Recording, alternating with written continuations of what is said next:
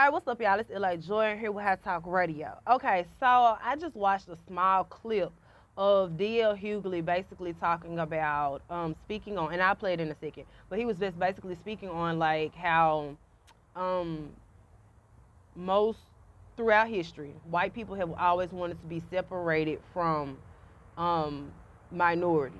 And I guess he was specifically speaking on black people, but I just think that maybe he meant minorities, period, right? And he was speaking on like the different laws that were created around this theory that he had. I'm so tired of these white victims. I don't know what the male victims. I don't know what the fuck to do.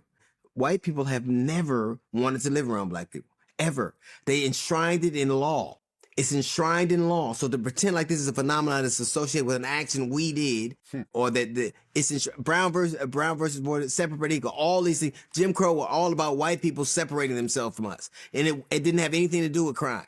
Before it was black on black crime, what was it? So trying to pretend like it's associated with some action that we've taken or some spike in crime, it's associated with racism. You decided you were too good to live around us, and you moved and took all the resources with you. Everybody always talks about the criminality of black people, why they shoot each other. 80-some% of black people kill black people. Virtually the same percentage kill white people. Right. But if you want to keep children safe, instead of transgenders, you need to keep them away from white men.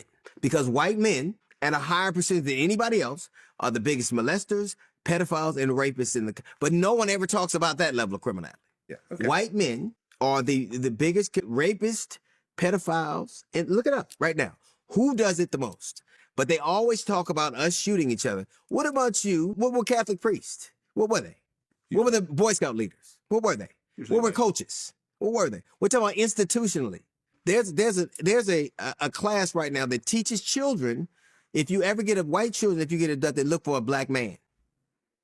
So if you're protecting our kids, protect them from the motherfuckers that are holier than thou. The people that are the most religious, the people that wear the robes and the uniforms. They're the ones raping kids. And virtually every crime in the United States, 2-to-1 was committed. But there's a higher percentage of whites than blacks in America. But no one ever adds percentages when we're talking about welfare.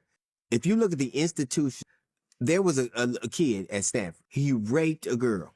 A judge didn't want to ruin his life. People always talk about how black people are sent to prison for murder, for instance. They're also 50% of the people who are exonerated.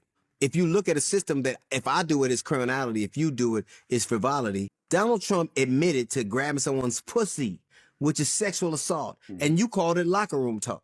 Cuba Gooding Jr. is fucking... It had to go to trial for it. So now you get to decide what crime is. But there is no disputing the fact, per capita, white men do the highest percentage of rape, pedophilia, and sexual assault in this country. Very interesting conversation. Actually, I've had several interesting conversations surrounding the topic of was segregation better, or was it more, or was inclusion more harmful, or was segregation better for the black community, right? And we were specifically talking about the black community. This is no shade to like any other minorities, okay? This is just specifically talking about the conversations that I had, okay? That we're talking about the black community. So, you know, throughout history, I'll say the past history of at least 150 years or so, something like that, right? We have learned throughout American history, in our classes, in school, on television, the fight for inclusion for African Americans, right? Amongst other minority groups, but the biggest one being African Americans, right? Now, here's the thing. You know, we've seen African Americans come up every decade. It seems like we come up, and then something detrimental hits our community, and then it puts us back down. Then we come up, and something detrimental hits us again, and we come back down. You know, and it's like every 10 or 20 years, we make a way out of no way, and we get hit again, right? And so we were basically, you know, just kind of analyzing how the black communities are today. And by today, I mean, I had these conversations probably about 6-7 years ago. Okay, so almost a decade ago is when I had these conversations, all right? So today was probably somewhere between 2013 and 2017, okay? but we were just kind of looking at, speaking on, the black communities of today versus, historically what we have seen in the past, right? And we were just kind of saying that, and I can't speak on that because, I came in the 90s. So, I don't know what happened before me. Well, I know what happened, but I wasn't there. I didn't experience it, right? So I was talking to older gentlemen about this, and they were basically saying, like, we stuck together a lot more during segregation than we have during inclusion, the inclusion period, of America, right? We stuck together a lot more than we did, than we do now, being included, right? We were just trying to figure out, what was segregation better for our communities then,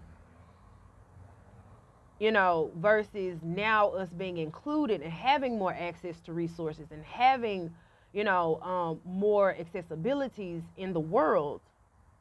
I'm sorry, in our world, America, right? Was it better for our communities of us being segregated, right? And so in the video, you hear D.L. Hughley talk about, the different laws that were created specifically to push black minorities out of white communities. Now, these Jim Crow laws were not specifically targeted at black people. They were actually targeted at different minority groups at the time. But black people generally got it the worst, per usual. We seem to always get it the worst, right? And so we were just trying to figure out, like, what was the difference, with us living in segregation as a black community versus us now as a black community where we have the option of inclusion. Was it better for our black community, our black race of people, the preservation of, the progression of, was it better for us as segregated people, or was it better for the inclusion of our race, with, mixing with everyone, right? I have mixed thoughts on this particular topic, right? I have very mixed thoughts on it. And really most of it is just observation. It's not my opinion, if that makes sense. Okay, well, obviously it makes sense.